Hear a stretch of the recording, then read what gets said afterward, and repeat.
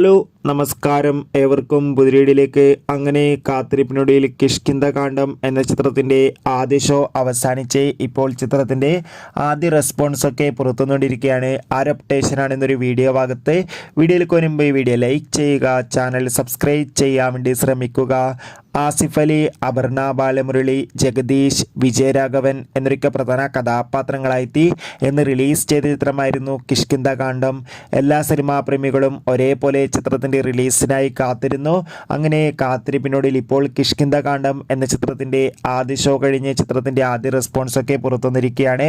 ചിത്രത്തിൻ്റെ ആദ്യ ഷോ കഴിയുമ്പോൾ തന്നെ ചിത്രത്തിന് മികച്ചൊരു പോസിറ്റീവ് റെസ്പോൺസ് തന്നെയാണ് ലഭിച്ചിട്ടുള്ളത്. ചിത്രം മികച്ചൊരു ത്രില്ലർ ചിത്രമാണെന്നും ചിത്രത്തിൽ ആസിഫ് അലിയുടെയും അപർണ ബാലമുരളിയുടെയും നല്ല മികച്ച അഭിനയം തന്നെ കാണാൻ വേണ്ടി സാധിക്കുന്നുണ്ടെന്ന് റിപ്പോർട്ടുകൾ സൂചിപ്പിക്കുന്നുണ്ട്.